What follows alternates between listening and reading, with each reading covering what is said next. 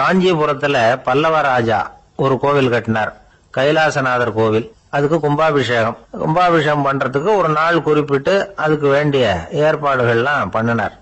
முதல் காரியமா கடவுளை வேண்டிக்கிட்டார், நீங்க இந்த கும்பாபிஷேகத்துக்கு நேர்ல வந்து கலந்துக்கணும்னார். கடவுள் அந்த ராஜா கனவுல வந்தார், நீ கும்பாபிஷேகம் வச்சிருக்கிற அதே நாள்ல அதே நேரத்துல எனக்கு இன்னொரு ஊர்ல ஒரு கும்பாபிஷேகம் இருக்குது, அதுக்கு போக வேண்டியிருக்கு. அதாவது திருநின்ற ஊர்ல என்னுடைய பக்தர் ஒருத்தர், அவரும் ஒரு கோயில் கட்டி கும்பாபிஷேகம் செய்யறார், நான் அதுக்கு போக வேண்டியிருக்கு, அதனால உன்னுடைய தேதியை நீ மாத்தி வச்சுக்கோ அப்படின்னார். கடவுள் தான் எங்கேயும் இருக்கிறவராச்சே, அவர் நினைச்சா ரெண்டு இடத்துலயும் இருந்து கோயில் கும்பாபிஷேகத்தை நடத்த முடியாதா? ஏன் அப்படி செய்யல? அது ஒரு முக்கியமான காரணத்துக்காகத்தான். திருநின்ற ஊர்ல இருந்த பூசலாருங்கிற அந்த அடியாரின் பெருமையை இந்த உலகத்துக்கு எடுத்து காட்டணுங்கிறதுக்காகத்தான் கடவுள் அந்த ராஜா கிட்ட அப்படி சொன்னார். சரி, அந்த அடியார் அப்படி என்னதான் பெருசா கோயில் கட்டி விட்டார்? ராஜா கட்டின கோயிலை விட பெருசா? அவர் கட்டினது கருங்கல்லாலேயோ மண்ணாலேயோ மரத்தாலேயோ இல்ல. அவர் கட்டின கோயில் வேற மாதிரி.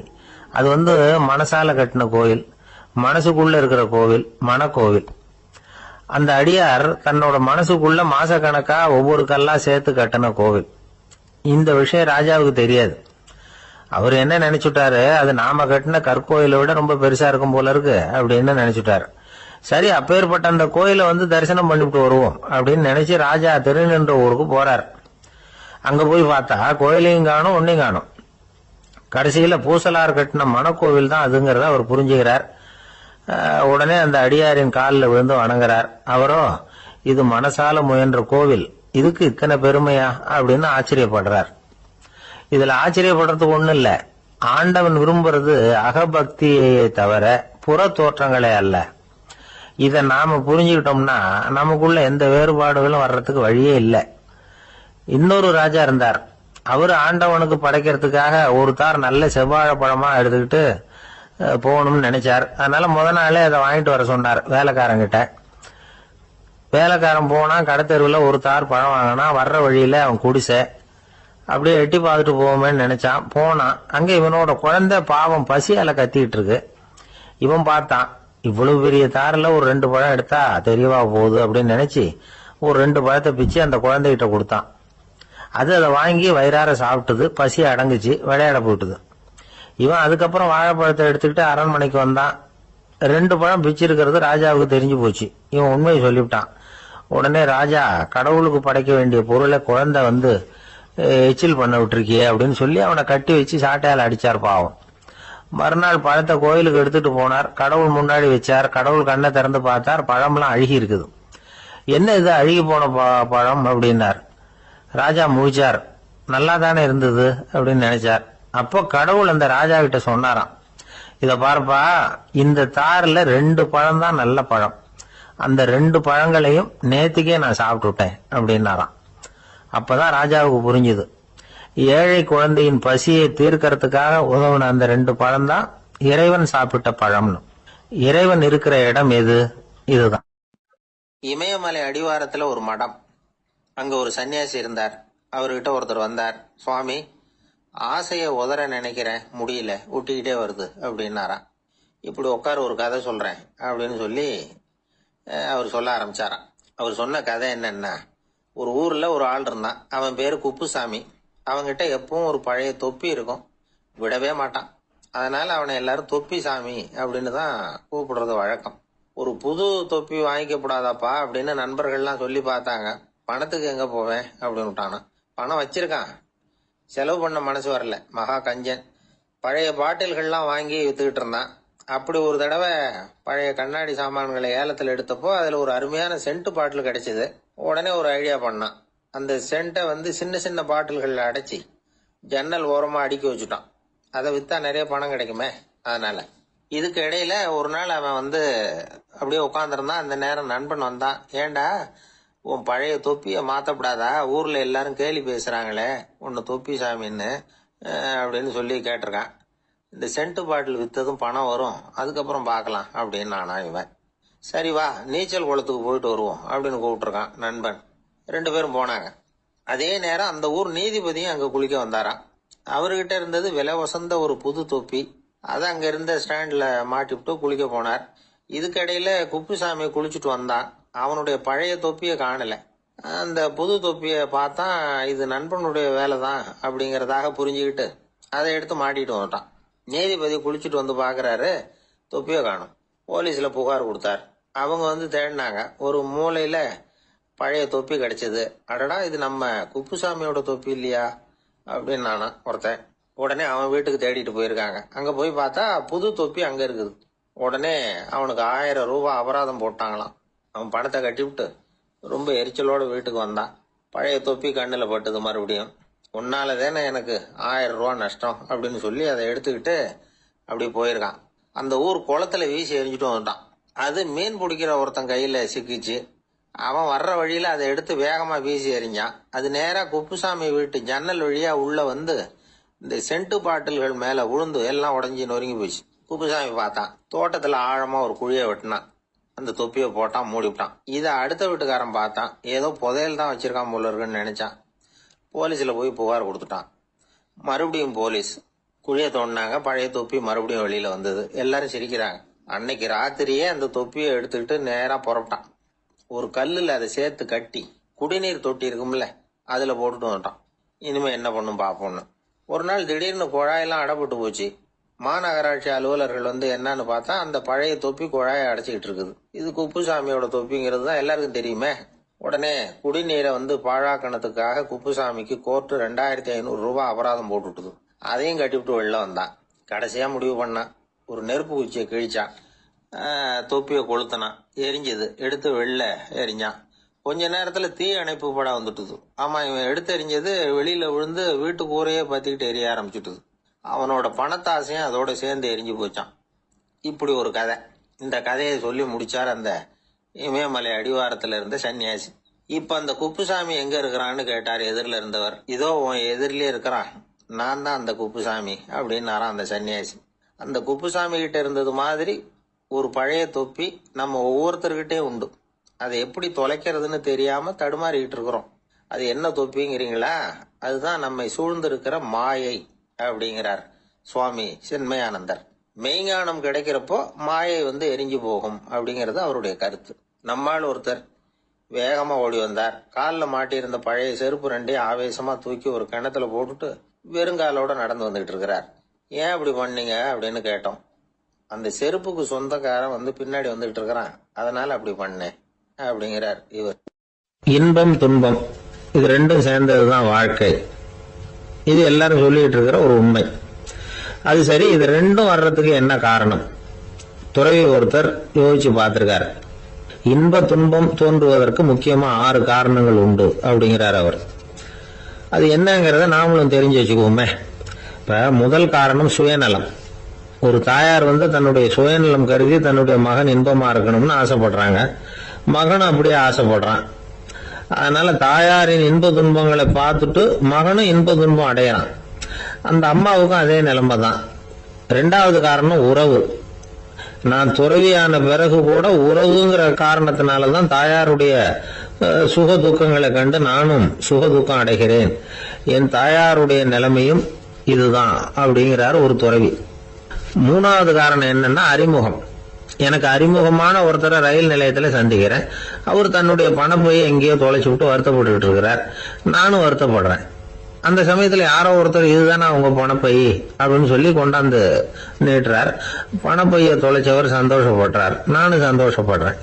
இது அந்த துறவி சொல்ற அனுபவம். 4வது காரணம் என்னன்னா கருணை. எனக்கு முன்னே பின்ன தெரியாத ஒருத்தனை யாரோ ஒருத்தன் அடிச்சு காயப்படுத்தி போடுறான். கருணை காரணமா நான் அதுக்காக துக்கப்படுறேன். 5வது காரணம் எதையும் நம்புறது. ஒரு பசுமாட்டை ஒரு முரணை அடிச்சுட்டு இருக்கிறான் அப்படின்னு ஒருத்தர் வந்து நம்மகிட்ட சொல்றாருன்னு வைங்க, உடனே நான் துக்கப்படுறேன்.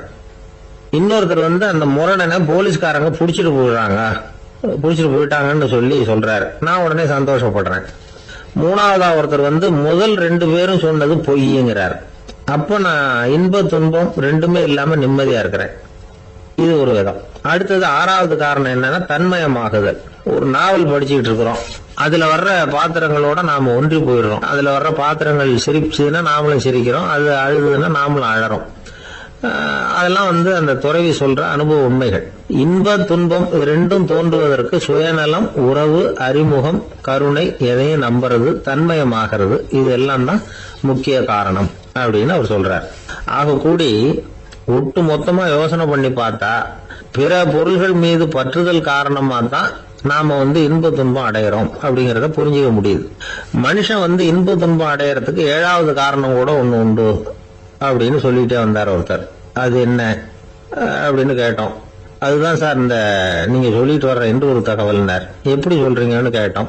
இன்று ஒரு தகவல் கேட்க ஆரம்பிக்கிறப்போ மனசுல இன்பம், ஆரம்பிச்ச உடனே இது ஏற்கனவே கேட்ட சமாச்சாரமாச்சே அப்படின்னு நினைக்கிறப்போ துன்பம் அப்படின்னு அதுக்கு ஒரு விளக்கம் கொடுத்தார். ஒரு ஆள் இருந்தார்.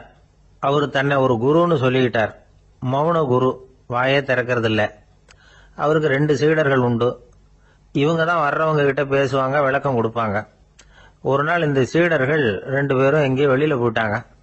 அந்த நேரம் பார்த்து ஒருத்தர் அங்க வந்தார். குரு கிட்ட போனார். குருவே, புத்தர்னா என்னன்னு கேட்டார். குருவுக்கு ஒன்னும் புரியல. அவர் உண்மையான குருவா இருந்தாவில் புரியும். அவர் திருன்னு முழிக்க ஆரம்பிச்சுட்டார். இந்த நேரம் பார்த்து இந்த சீடர்கள் எங்கேயோ போயிட்டாங்களே, என்ன பண்றது, உதவிக்கு யாராவது கிடைக்க மாட்டாங்களா அப்படின்னு அப்படியே சுத்தி பாக்குறார். அங்கங்க பாக்குறார். வந்தவர் இதை கவனிச்சார். ஏதோ புரிஞ்சுக்கிட்ட ஒரு மாதிரி அடுத்த கேள்வி கேட்டார். தர்மம்னா என்ன சுவாமின்னார். குருவுக்கு ரொம்ப சங்கடமா போச்சு. நம்ம நிலைமை இப்படி ஆயிட்டுதே, இக்கட்ல மாட்டிக்கிட்டோமே அப்படின்னு நினைச்சபடியே விட்டத்தை பார்த்தார். அப்புறம் குனிஞ்சு தரைய பார்த்தார். அப்படியே உட்காந்துக்கிட்டார். வந்தவர் உடனே அடுத்த கேள்விக்கு போயிட்டார். தியானம்னா என்ன சுவாமின்னார். பாவம் என்ன பண்ணுவார் அந்த குரு, பேசாம கண்ணை கெட்டியா மூடிக்கிட்டார். இது ஏதடா வம்பா போச்சுன்னு. இவர் இப்படி பண்ணா கூட வந்தவர் சளைக்கல. இன்னொரு கேள்வியும் கேட்டார். ஆசீர்வாதம்னா என்ன அப்படின்னார். இவர் பார்த்தார். இப்படியே போனா இவர் கேள்வி கேட்கறத நிறுத்த மாட்டார் அப்படின்னு நினைச்சுக்கிட்டு எனக்கு ஒண்ணுமே தெரியாதுங்கிற பாவனையில 2 கையையும் விரிச்சு காட்டினார். வந்தவர் முகத்துல மகிழ்ச்சி, மன நிறைவு, ஏதோ எல்லாம் புரிஞ்சுக்கிட்ட ஒரு மாதிரி அங்கிருந்து புறப்பட்டு போனார். வழியில அந்த குருவோட சீடர்கள் 2 பேரையும் சந்திச்சார். உங்க குருவை தான் பார்த்துட்டு வரேன்னார். இவரு என்ன நடந்ததுன்னு கேட்டாங்க. இவர் விவரமா சொல்றார். உங்க குரு எவ்வளவு பெரிய ஞானி தெரியுமா? புத்தர்னா என்னன்னு கேட்டேன். அதுக்கு அவர் அப்படியும் இப்படியும் பார்த்தார். அதுக்கு என்ன அர்த்தம் தெரியுமா? மக்கள் புத்தரை அங்கேயும் இங்கேயும் தேடுறாங்க. உண்மையில அவர் அங்கேயும் இங்கேயும் தேடி கண்டுபிடிக்க முடியாது அப்படிங்கறத அவர் செய்கை மூலம் உணர்த்தினார். அதுக்கப்புறம் தர்மம்னா என்னன்னு கேட்டேன். அவர் மேலையும் கீழையும் பார்த்து தர்மம் சமமானது, அதுல உயர்வு தாழ்வு இல்லைங்கிறத உணர்த்தினார். அதுக்கப்புறம் தியானம்னா என்னன்னு கேட்டேன். கண்ணை மூடிக்கிட்டார். கண்ணை மூடி காணுகிற அற்புதம் அது அப்படிங்கறத புரிஞ்சுக்கிட்டேன். கடைசியா ஆசீர்வதிக்கப்படுறது பத்தி கேட்டேன். கைகளை நீட்டி உதவுறது தான் அது அப்படிங்கறத தன்னுடைய இருகை விரிச்சு உணர்த்தினார். எவ்வளவு பெரிய மகான் அவரு அப்படின்னு சொல்லிவிட்டு அவர் பாட்டு போயிட்டார். சீடர்கள் அதுக்கப்புறம் மெதுவா குரு கிட்ட சேர்ந்தாங்க. அவங்கள பார்த்ததும் குருவுக்கு கோபம் வந்துட்டுது. அடே பாவிகளா, எங்கடா போய் தொலைஞ்சிங்க, நான் ஒரு ஆளுகிட்ட மாட்டிக்கிட்டு என்ன பாடுபட்டிருக்கேன் தெரியுமான்னார். இது மாதிரி தான் நாம சாதாரண மனிதர்களின் புற வேடங்களிலேயே மயங்கி போயிடுறோம். அவங்க பேச்சு, செய்கை, பார்வை இதுல எல்லாம் ஏதோ பெரிய தத்துவம் இருக்கிறதாக நினைச்சுக்கிறோம். உண்மையிலேயே அந்த தத்துவங்கள் யாருக்கு சொந்தம்? அவங்களுக்கு இல்ல, நமக்கு தான் சொந்தம். நாம தானே அதை கற்பிச்சுக்கிட்டோம். நாம அடையாளம் கண்டுக்கிறது இல்ல, நாம யாருங்கிறது நமக்கு புரியறது இல்ல. அதுதான் இன்னைக்கு நடக்கிறது. அதனாலதான் அடுத்தவங்களை தேடி ஓடிக்கிட்டு இருக்கிறோம். சில வீடுகளில் கூட இது மாதிரி சைகைகள் உண்டு. சில குடும்ப தலைவர்கள் தினமும் காலையில கண்ணை கெட்டியா மூடிக்கிட்டு கை 2ஐயும் சுத்தமா விரிச்சு வச்சுக்கிட்டே உட்காந்து தியானம் பண்றது வழக்கம். எதுக்காக அப்படி பண்றீங்கன்னு ஒருத்தர் பார்த்து கேட்டேன். இந்த மாசம் வாங்கின சம்பளம் பூரா தீர்ந்து போச்சு, இனிமே என் கையில சுத்தமா ஒண்ணுமில்ல, புதுசா எதுவும் செலவு வச்சுடாதே அப்படிங்கறத அப்படி உள்ளங்கை 2ஐயும் விரிச்சு காட்டி அவங்களுக்கு உணர்த்துறேன் அப்படின்னார். துஷ்டரை கண்டால் தூர விலகு, இப்படி ஒரு பழமொழி உண்டு. எதுக்காக இப்படி சொல்லி வச்சாங்க? துஷ்டன் ஏதாவது தொந்தரவு கொடுப்பான், அதனால அவனை கண்டா பயந்துகிட்டு ஓடி ஒளிஞ்சுக்கோ அப்படின்னா இதுக்கு அர்த்தம் அப்படி இல்ல. ஒரு துஷ்டன் கிட்ட நெருங்கி போறோம்னு வச்சுக்கோங்க, அவன் நமக்கு கெடுதலான ஆலோசனைகள் எதையும் சொல்லலாம், அல்லது அவன் தீய உணர்வுகள் உள்ளவனா இருக்கலாம், அல்லது தீய செயல்கள் செய்யக்கூடியவனா இருக்கலாம், அல்லது தீய நட்புனால அவன் ஏற்கனவே கெட்டு போனவனா கூட இருக்கலாம். இப்படிப்பட்டவனை நெருங்கி போனா அவனோட பாதிப்பு நமக்கும் வந்துடும். அதனால விலகி போ அப்படின்னு சொல்றாங்க. இதையே கொஞ்சம் விவரமா இப்ப பாப்போமே. இப்ப இந்த துஷ்டர்களை 4 வகையா பிரிக்கிறாங்க. இந்த 4 வகைக்கும் உதாரணம் வேணும்னா வேற எங்கேயும் போக வேண்டியதில்லை, மகாபாரதத்தை பார்த்தாவே போதும். அதுல இந்த 4 வகையான தீயோரும் வர்றாங்க. முதல் வகைக்கு உதாரணம் சகுனி. இவன் மனசுல எப்பவும் தீய எண்ணங்கள் தான் நிறைஞ்சி இருக்கும். கனவுல கூட தீய ஆலோசனைகள். யாராவது ஒருத்தர் நல்லபடியா வாழ்ந்தா அதை இவனால சகிச்சுக்க முடியாது. இப்படிப்பட்டவனோட நெருங்கிய தொடர்பு துரியோதனனுக்கு கிடைச்சது. துரியோதனன் எப்படின்னா அவன் ஏற்கனவே தீய காரியங்கள் செய்யறதுக்கு தயங்காதவன். அப்படிப்பட்டவனுக்கு தீய போதனைகள் செய்யறதுக்கு சகுனி உதவுனான். இந்த 2 பேரோட சகவாசம் இன்னொருத்தனுக்கு கிடைச்சது. அவன் யாருன்னா துச்சாதனன். அவன் தீய நடத்தை உள்ளவன். இந்த 3 பேரும் ஒண்ணு சேர்ந்தா என்னத்துக்கு ஆகும்? உலகமே கெட்டு போடும்ல. இந்த 3 துஷ்டர்களோட நல்லவன் ஒருத்தன் வந்து சேர்ந்தான். அவன் தான் கர்ணன். கர்ணன் இயல்பாவே உத்தம குணம் உள்ளவன். அவன் நல்லவங்களோட சேராம இப்படிப்பட்ட கெட்டவங்க கிட்ட நட்பு வச்சுக்கிட்டான். அதனால அவனும் தீய செயல்களில் ஈடுபடுறது மாதிரி ஆயிடுது. துரியோதனனுடைய நண்பனா அவனுடைய ஆதரவுல வளர்ந்ததுனால அவனுக்கு துணையா இருக்க வேண்டி இருக்குது அப்படின்னா. நட்பு உரிமையினால உதவி புரிய வேண்டியது சரிதான், அது தப்புன்னு சொல்ல முடியாது. இருந்தாலும் தீய செயல்களுக்கு உதவி செய்யறது சரியில்லை. புத்தி பலம் புஜ பலம் எல்லாம் இருந்தா கூட தெய்வ பலம் இல்லைன்னா ஜெயிக்க முடியாது. கர்ணன் மகா வீரன். இருந்தாலும் கடைசியில் அவன் கதி என்னாச்சு? அவங்ககிட்ட எல்லா நல்ல குணங்களும் இருந்தது. இருந்தாலும் ஏன் இப்படி ஆச்சு? தீயவர்களுடைய சேர்க்கை தான் காரணம். அவங்களோட சேர்ந்ததுனால இவனையும் அப்படியே நினைக்க ஆரம்பிச்சுட்டாங்கல்ல. 4 வகை துஷ்டர்கள்ல இவனும் ஒரு வகை அப்படின்னு சொல்ல ஆரம்பிச்சுட்டாங்க. அதாவது தீய ஆலோசனைக்கு சகுனி, தீய உணர்வுகளுக்கு துரியோதனன், தீய செய்கைக்கு துச்சாதனன், தீய நட்புக்கு கர்ணன். இப்படி உதாரணம் ஆயிட்டான். அதனாலதான் துஷ்டரை கண்டால் தூர விலகு அப்படின்னு சொன்னாங்க. அது புராண காலம். இப்பெல்லாம் நிலைமை கொஞ்சம் வேற விதமா இருக்குது. அன்னைக்கு ஒரு நாள் அப்படிதான் ஒரு காட்டு பாதையில யாரோ ஒருத்தர் அடிபட்டு கிடந்தார்.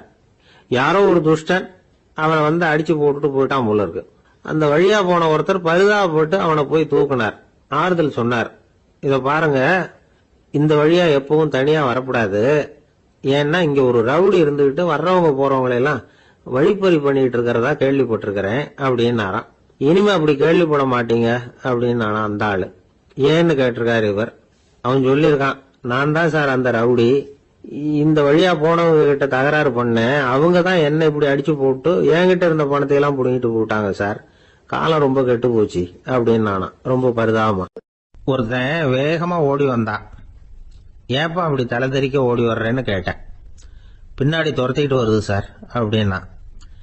ஏதாவது நாய் துரத்திக்கிட்டு வருது போல இருக்கு அப்படின்னு நினைச்சு அவனுக்கு பின்னாடி பாக்குறேன். கண்ணு கேட்டின தூரம் வரைக்கும் எதுவுமே தெரியல.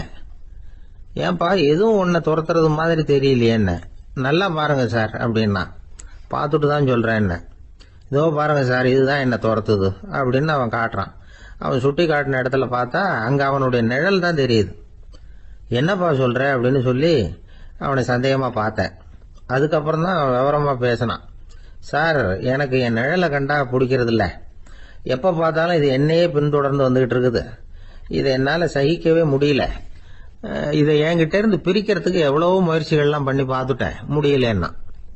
அப்படி என்னென்ன முயற்சிகள் பண்ணினேன் அப்படின்னு கேட்டேன். அவன் என்னென்ன செஞ்சாங்கிறத விவரமா சொன்னான். அவன் என்ன பண்ணிருக்கிறான், ஒரு பெரிய குழியை தோண்டி அதுல தன்னுடைய நிழலை புதைச்சிருவோம் அப்படின்னு முடிவு பண்ணிட்டு மண்வெட்டி எடுத்துக்கிட்டு தோட்டத்து பக்கம் போயிருக்கான். ஆழமா ஒரு குழியை தோண்டி இருக்கான். குனிஞ்சு பாக்குறான். அந்த குழிக்குள்ள தன்னுடைய நிழல் தெரியுது. ஆஹா, இதுதான் சமயம், நிழல் இப்ப குழிக்குள்ள இருக்கு, மண்ணை போட்டு மூடி போடலாம் அப்படின்னு நினைச்சுக்கிட்டு கொஞ்சம் மண்ணை அள்ளி போட்டான். பார்த்தா இப்ப அந்த நிழல் அந்த மண்ணுக்கு மேல நிக்குது. இது ஏதுடா வம்பா போச்சு அப்படின்னு அவசரமா மண்ணை வாரி போட்டு மூடி பாக்குறான். குழி பூராவும் மூடி விட்டு பாக்குறான். மறுபடியும் நிழல் மேல உட்காந்துட்டு இருக்குது. சரி, இத குழியில புதைக்க முடியாது அப்படின்னு முடிவு பண்ணிட்டு இதை இங்கேயே இப்படியே விட்டுட்டு ஒரே ஓட்டமா ஓடி போடுவோம் அப்படின்னு நினைச்சு எடுத்தான் ஓட்டம். அது காலை நேரம். இவன் மேற்க நோக்கி ஓடிட்டு இருக்கிறான். ஓடி ஓடி பாக்குறான், நிழல் இவனை விட வேகமா இவனுக்கு முன்னாடி ஓடிட்டு இருக்கு. சரி, திரும்பி ஓடி பார்ப்போம் அப்படின்னு நினைச்சுக்கிட்டு அப்படியே சடார்னு திரும்பி ஓட ஆரம்பிச்சான். பார்த்தான், அப்பாடா நிழலை காணல. கொஞ்ச தூரம் ஓடி ஒரு இடத்துல நின்னு அப்படியே சாவகாசமா திரும்பி பாக்குறான். பின்னாடி நின்றுட்டு இருக்குது நிழல். இப்படி ஓடி வந்துதான் இங்க நம்ம முன்னாடி நின்று தன்னுடைய அவஸ்தையை சொல்லிட்டு இருக்கிறான். இந்த நிழலை துரத்துறது அல்லது வெட்டி விடுறது இதுக்கு ஏதாவது வழி இருக்கா சொல்லுங்க சார் அப்படிங்கிறான். நமக்கு ஒன்றும் புரியல. அந்த நேரம் பார்த்து ஒரு பெரியவர் வந்தார். அவர்கிட்ட யோசனை கேட்டோம் என்ன செய்யலாம்னு. அவர் சொன்னார், இந்த பாருப்பா, நீ அங்கேயும் எங்கேயும் ஓடாத, அப்படியே கீழே படுத்துக்கொண்டார். அது நல்ல உச்சி வேலை. அவன் அப்படியே கீழே படுத்துக்கிட்டான். இப்போ அப்படி இப்படின்னு திரும்பி பார்க்கறான், நிழலை காணல. அவன் இப்போதான் நிம்மதியா இருந்தான். இப்ப அந்த பெரியவர் சொன்னார், எல்லா மனிதர்களுமே இப்படிதான் ஓடிட்டு இருக்கிறாங்க. நான் எனது அப்படிங்கிற ஆணவம் தான் அவங்கள துரத்திக்கிட்டு இருக்கு. அதை விட்டுட்டு ஓடணும்னு நினைச்சாலும் அது முன்னாடி வந்து நிக்குது. பரம்பொருளை நோக்கி ஓடுறப்போ இந்த ஆணவம் பின்னாடி வந்து விடுது. பரிபூர்ண சரணாகதிங்கிற நிலையில அது முழுசுமா மறைஞ்சு விடுது. தன்னை உணர்கிற வேலை அது. அந்த நேரம் மனிதனுக்கு விடுதலை உணர்வு ஏற்படுகிற நேரம் அது. அப்படிப்பட்ட சுதந்திர மனிதர்களாக எல்லாரும் மாறி போயிட்டாங்கன்னா இந்த உலகமே இன்பமயம் அப்படின்னு ஒரு விளக்கம் கொடுத்தார் பெரியவர். நம்மால் ஒருத்தர் வேகமா ஓடி வந்துகிட்டு இருந்தான். ஏன்டா அப்படி ஓடி வர்ற அப்படின்னு கேட்டார் எதிரில் வந்தவர். ஆசை துரத்துது, அதுதான் ஓடி வர்றேன்னா. உனக்கு என்ன ஆசைன்னு கேட்டார்.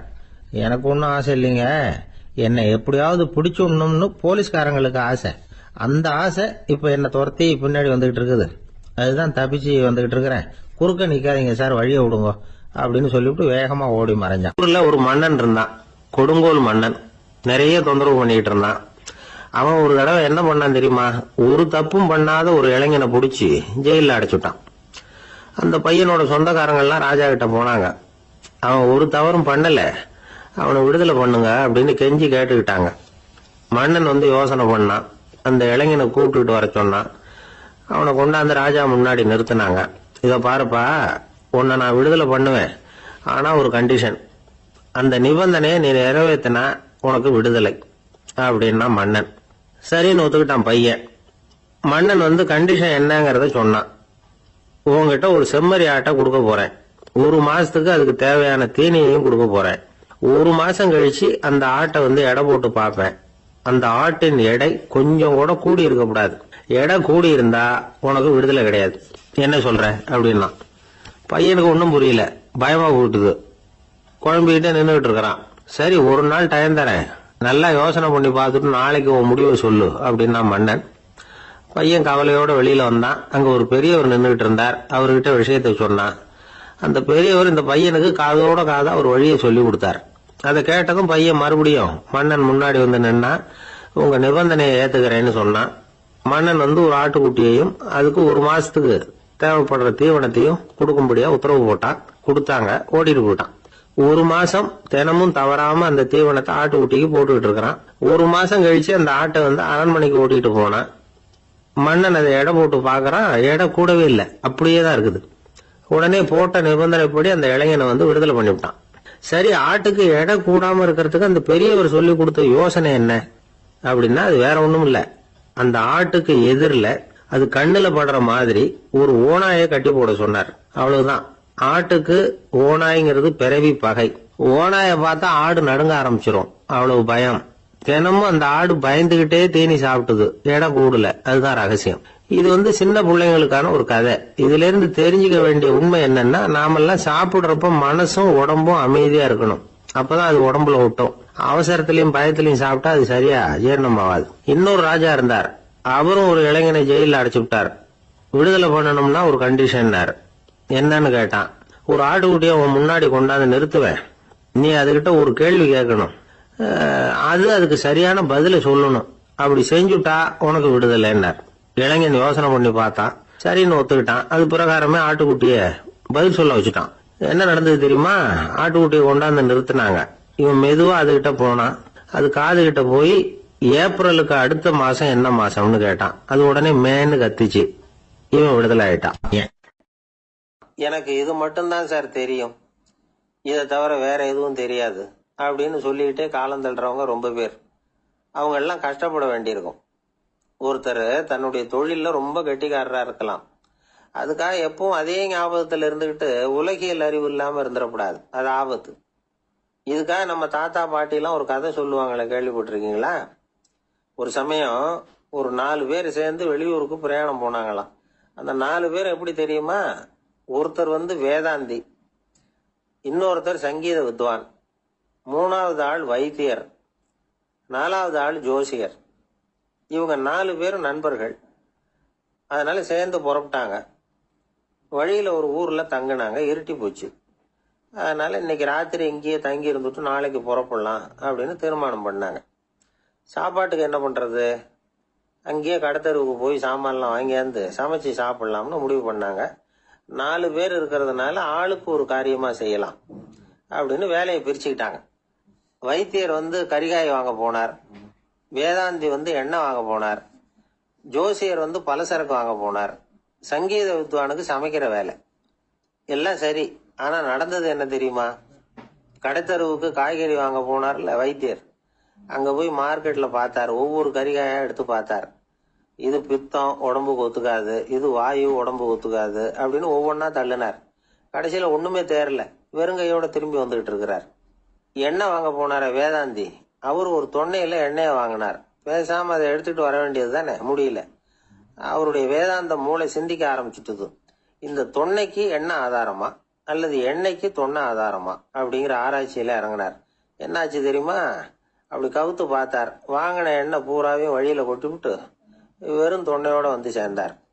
பலசரக்கு வாங்க போனார ஜோசியர், அவர் ஒரு வழியில பார்த்தாரு. வழியில வந்தவங்களெல்லாம் அங்கங்க ஒரு மரத்தடியில உட்கார வச்சு அவங்களுக்கெல்லாம் ஆர்வம் சொல்ல ஆரம்பிச்சுட்டார். அப்படி ஒவ்வொருத்தரா சொல்லி முடிச்சுட்டு கடத்தருக்கு போய் சேர்ந்தாரு. இவர் அங்க போய் சேர்றதுக்குள்ள ரொம்ப நேரம் ஆயிட்டுது. கடையெல்லாம் பூட்டிவிட்டு போயிட்டாங்க. என்ன செய்யறது? அவரும் வெறுங்கையோட திரும்பி சேர்ந்தார். சரி, இவங்க கதை தான் இப்படி ஆச்சு. அங்க சமைக்கிறதுக்காக உட்கார்ந்து சங்கீத வித்வான், அவரு கதை என்னாச்சு தெரியுமா? அங்க அவர் அடுப்பை பத்த வச்சு ஒலைய கொதிக்க வச்சார். அதாவது ஒரு பானையில தண்ணியை ஊத்தி அடுப்புல வச்சார். அது கொதிக்க ஆரம்பிச்சது. தண்ணி கொதிக்கிற சத்தம் இருக்குதுல்ல, அது இவருக்கு தாளம் போடுறது மாதிரி இருந்தது. ஒரே குஷி, பாட ஆரம்பிச்சுட்டார். பாடிக்கிட்டே உற்சாகமா கையில் இருந்த கரண்டியால அந்த பானையில தட்டினார், தாளம் போடுறதா நினைச்சுக்கிட்டு. அவ்வளவுதான், பானை பட்டுன்னு உடஞ்சு போச்சு. தலையில கை வச்சுக்கிட்டு அவரும் உட்காந்துட்டார். எந்த தொழில் தெரிஞ்சாலும் சரி, அதை புத்திசாலித்தனமா பயன்படுத்த தெரியலன்னா ஆபத்து தான். அதுக்காக தான் இந்த கதை. ஒரு பஸ் டிரைவர் ரொம்ப கெட்டிக்காரரு. பஸ் ரொம்ப திறமையா ஆபத்து இல்லாம ஓட்டுனதுக்காக பரிசுலாம் வாங்கினவர். அவரே ஒரு படகு ஓட்டுறதுக்காக அழைச்சிட்டு போயிருக்கிறாங்க, மோட்டார் படகு. அதையும் ரொம்ப திறமையா தான் ஓட்டிட்டு போயிருக்கிறாரு. நடுக்கடல்ல போனதும் படகு நின்று போச்சு. மோட்டார்ல ஏதோ கோளாறு. என்ன செய்யலாம் அப்படின்னு அந்த டிரைவரை கேட்டிருக்கிறாங்க படகுல இருந்தவங்க எல்லாம். அப்போ அவர் சொன்னாராம், கவலைப்படாதீங்க, ஒன்றும் பிரச்சனை இல்லை, எல்லாரும் கொஞ்சம் கீழே இறங்கி பின்னாடி தள்ளுங்க, மோட்டார் ஸ்டார்ட் ஆயிடும் அப்படின்னா. வயிறு பசிக்குதேங்கிறது சிலரோட கவலை, வயிறு பசிக்க மாட்டேங்குதே அப்படிங்கிறது சில பேரோட கவலை. 2 விதமான கவலைக்கும் வயிறு தான் காரணமா இருக்குது. வயிறு பசிச்சதுன்னா அது இயற்கை, வயிறு பசிக்கலைன்னா அது வியாதி. ஆனா பசியையும் நாம பசிப்பிணி அப்படின்னு தான் சொல்லுவோம். என்ன காரணம்? வியாதியை போக்க வேண்டியது எவ்வளவு முக்கியமோ அதை விட முக்கியம் பசியை போக்க வேண்டியது. ஒரு சமுதாயத்துல பசிப்பிணியே இருக்கக்கூடாது, அதுதான் நல்ல சமுதாயம். பசியை போக்கணும்னா சாப்பாடு போடணும், பசியின்மையை போக்கணும்னா வைத்தியம் தான் பண்ணணும். இது சம்பந்தமா எவ்வளவோ ஆராய்ச்சிகள் நடக்குது, நிறைய மருந்து கண்டுபிடிச்சிருக்கிறாங்க. நம்ம உடம்புல பசியை தூண்டக்கூடிய பகுதி எது, இதை முதல்ல தெரிஞ்சுக்கணும் இல்லையா? நாம சாப்பிடுற ஆகாரம் செரிக்கிறதுக்கு எது காரணம் தெரியுமா? நம்ம மூளையோட பின்பகுதி தான் அதுக்கு காரணமா இருக்குதாம். மூளையின் பின்பகுதியில நரம்பு செல்களால் ஆன 2 வகையான ஆரக்சின்கள் தான் பசியை உண்டாக்குது அப்படின்னு கண்டுபிடிச்சிருக்கிறாங்க. 2 ஆய்வாளர்கள் இதை கண்டுபிடிச்சிருக்காங்க. அவங்க 2 பேரும் டெக்சாஸ் பல்கலைக்கழகத்துல ஹார்வர்டு ஹக்ஸ் மருத்துவ கல்வி நிலையத்துல பணிபுரியறவங்களாம். உண்பது தேவைங்கிறது உணரப்படும் போது மூளையின் அந்த குறிப்பிட்ட பகுதி ஆரக்சின் அப்படிங்கிற ஹார்மோன்களை சுரக்கும். அது பசி உணர்வை தூண்டும் அப்படிங்கிறது தான் இந்த ஆய்வாளர்களின் கண்டுபிடிப்பு. இந்த ஆரக்சின் வேற சில உயிரினங்கள்லயும் உண்டு. இப்ப எலிகள்ல கூட இது இருக்குது. அதனால எலிகளை வச்சு இது சம்பந்தமா ஆராய்ச்சி பண்ணாங்க. எலிகள் உடம்புல ஆரக்சினை செலுத்தி பார்த்தாங்க. உடனே என்னாச்சு தெரியுமா? அந்த எலியெல்லாம் பசியால துடிக்க ஆரம்பிச்சுட்டுது. எதையாவது தின்னு பசியை தீர்த்தா போதுங்கிற அளவுக்கு அந்த எலிகள்லாம் அல்லாட ஆரம்பிச்சுட்டுது. இயல்பா சாதாரணமா அந்த எலிகள் எவ்வளவு சாப்பிடுமோ அது மாதிரி 8 முதல் 10 மடங்கு அதிகமான ஆகாரத்தை 1 மணி நேரத்துக்குள்ள சாப்பிட்டு தீர்த்துட்டுவான். சில எலிகளின் மூளையில இந்த ஆரக்சின் அளவை கட்டுப்படுத்தி பார்த்திருக்கிறாங்க. உடனே என்னாச்சு தெரியுமா, அதெல்லாம் சாப்பாட்டை கண்டா முகத்தை திருப்பிட்டு போக ஆரம்பிச்சுட்டுதான். அந்த எலிகளுக்கு பசி எடுக்கலையா. இந்த ஆராய்ச்சியின் அடிப்படையில பசியை எடுக்காமல் இருக்கிற மனிதர்களுக்கும் பசியை தூண்ட முடியும் அப்படின்னு சொல்லி ஆராய்ச்சியாளர்கள் தெரிவிச்சிருக்கிறாங்க. ஆக ஆரக்சின் தான் பசிக்கு காரணம்ங்கிறது தெரிஞ்சு போச்சு. சரி, இந்த ஆரக்சின் அப்படின்னா என்ன? அது ஒரு கிரேக்க சொல். அதுக்கு பசின்னு அர்த்தம். நம்ம ஆளுங்களுக்கெல்லாம் பசியை தூண்டுறதுக்கு மருந்து தேவையில்லை, பசியை குறைக்கிறதுக்கு தான் மருந்து தேவை. ஒரு அம்மா டாக்டரை தேடி வந்தாங்களாம். டாக்டர், எங்க வீட்டுக்காரருக்கு திடீர்னு அகோர பசி, நிறைய சமைச்சு போடுறேன், அவ்வளவையும் சாப்பிட்டுட்டு கீழே கிடக்கிற குப்பை கூலங்களையும் எடுத்து சாப்பிட ஆரம்பிச்சுடுறார், என்னன்னு கவனிச்சு பாருங்க அப்படின்னாங்களாம். எவ்வளவு நாளா அப்படி இருக்குதுன்னு கேட்டிருக்காரு டாக்டர். ஒரு வாரமா அப்படி இருக்குதுன்னாங்களாம். இவ்வளவு நாளா ஏன் சும்மா இருந்தீங்க, ஆரம்பத்திலேயே இங்க அழைச்சிட்டு வர வேண்டியது தானே அப்படின்னாராம் டாக்டர். அது ஒண்ணும் இல்ல டாக்டர், வீடு பூரா சுத்தமாகட்டுமேன்னு பாத்துக்கிட்டு இருந்தேன் அப்படின்னாங்களாம் அந்த அம்மா. ஒரு பெரிய அரசன் இந்த உலகம் பூராவையும் ஆண்டுகிட்டு இருந்தான். ரொம்ப காலம் அப்படி அரசாட்சி பண்ணிக்கிட்டு இருந்தான். திடீர்னு அவனுக்கும் சில எதிரிகள் முளைச்சாங்க. அவங்க எல்லாம் ஒண்ணு சேர்ந்து இவனை தோற்கடிச்சுட்டாங்க. தோத்து போனது இவனுக்கு பயம் வந்துட்டுது, எங்க எதிரிகள் நம்ம கொன்னுடுவாங்களோ அப்படின்னு. வெளியில வந்தா தனக்கு ஆபத்துன்னு பயந்துகிட்டு யாருக்கும் தெரியாம ஒரு குகைக்குள்ள போய் பதுங்கி கிடக்குறான். நிலைமைய பாருங்க. முதல் நாள் அரண்மனையில அதிகாரம் பண்ணிக்கிட்டு இருந்தவன் மறுநாள் குகையில பயந்து போய் பதுங்கி கிடக்குறான். ராத்திரி நேரம் வந்தது, பசி வயத்தை கிள்ளுது, பிச்சை எடுத்து சாப்பிட வேண்டிய நிலைமை. பிச்சை எடுக்கிறதுக்கு பாத்திரம் வேணுமே, என்ன பண்றது அப்படின்னு அங்கேயும் இங்கேயும் பாக்குறான். ஒரு மூலையில யாரோ விட்டுட்டு போன ஒரு ஓடு கிடக்குது, அதை எடுத்துக்கிட்டு புறப்பட்டான். இருட்டுல வழி புரியல, ஏதோ ஒரு யூகத்துல காலை மெதுவா எடுத்து வச்சு நடந்து போயிட்டு இருக்கிறான். வழியில ஒரு கருப்பு நாய் படுத்து கிடந்தது. இருட்டுல அவன் இது கண்ணுக்கு சரியா தெரியல, அவனுக்கு தவறி போய் காலை வச்சுட்டான் அது மேல. நாய் சும்மா இருக்குமா, அவள்னு உழுந்து கடிச்சு விட்டுது. காலை பாக்குறான், காலத்தையும் நினைச்சு பாக்குறான். அரண்மனையில வீரக்கழல் அணிந்த காலை உடைய மன்னா அப்படின்னு புகழ்வாங்களே புலவர்கள்லாம், ஆனா அது இன்னைக்கு நாய் கடிச்ச காலம் ஆயிட்டுதே அப்படின்னு நினைக்கிறான். அது மட்டும் இல்ல, முன்னாடி எல்லாம் பொற்கிண்ணங்கள்ல தான் அவன் சாப்பிடுவான். ஆனா இப்போ உடைஞ்சு போன ஓட்டு, அது ஓட்டை கையில வச்சுக்கிட்டு நிக்கிறான். அதுல ஏதாவது யாராவது சாப்பாடு போடுவாங்களான்னு. முன்னாடி எல்லாம் நிறைய பேர் அரண்மனைக்கு வருவாங்க, அரசருக்கு காணிக்கைன்னு சொல்லி இவன் காலடியில கொண்டாந்து கொட்டுவாங்க. அப்போலாம் இவன் அந்த ஜனங்களுடைய முகத்தை திரும்பி கூட பாக்குறது இல்ல, ரொம்ப கர்வமா உட்காந்துருப்பான். அதே ஆளு இன்னைக்கு எல்லாரு கண்ணுலயும் படுறது மாதிரி பிச்சை எடுத்துக்கிட்டு இருக்கிறான். அப்போலாம் காணிக்கைகளை தன்னுடைய கையால வாங்குறது தனக்கு கௌரவ குறைச்சல்னு நினைச்சு தன்னுடைய வேலைக்காரங்களை விட்டுதான் அதை வாங்க சொல்லுவான். இப்ப பாத்தீங்கன்னா அவனே தன் கையாலேயே பிச்சை வாங்குறான். நினைச்சு பாருங்க, அந்த மனுஷன் முத நாள் அரசன், மறுநாள் பிச்சைக்காரன். எவ்வளவு வித்தியாசம். செல்வம் தான் இப்படி ஒரு வித்தியாசம் ஏற்படுறதுக்கு காரணம். அப்படிப்பட்ட செல்வம் வாழ்க்கையை நடத்துறதுக்கு நமக்கு தேவைதான். ஆனா அதையே நாம அடைய வேண்டிய பயனா நினைக்கிறோம் பாருங்க, அதுதான் வேடிக்கை. இத நம்மாழ்வார் அழகா ஒரு பாசுரத்துல சொல்றார். ஒரு நாயகமாய் ஓட உலகுடன் ஆண்டவர், கருணாய் கவர்ந்த காலர், சிதைகிய பானையர், பெருநாடு காண இம்மையிலே பிச்சைதாம் கொள்வர், திருநாரணன் தாழ் காலம் பெற சிந்தித்து உய்மினோ அப்படிங்கிறார் நம்மாழ்வார்.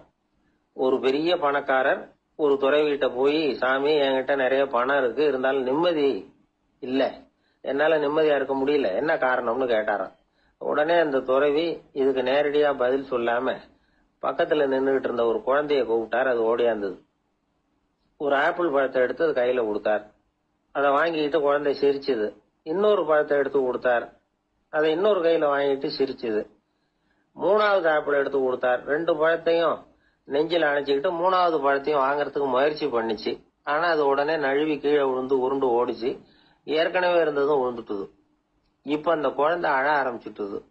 இப்ப அந்த துறவி பணக்காரர்கிட்ட சொன்னாராம், குழந்தைய கவனிச்சியா, 2 ஆப்பிள் போதும்னு அது நினைச்சிருந்தா இப்போ அது அழ வேண்டிய அவசியம் வந்திருக்குமா அப்படின்னாராம். எதுவுமே அளவுக்கு மிஞ்சினா துன்பம்தான். இந்த காலத்துல இதெல்லாம் யாரு காதுல வாங்குறாங்க?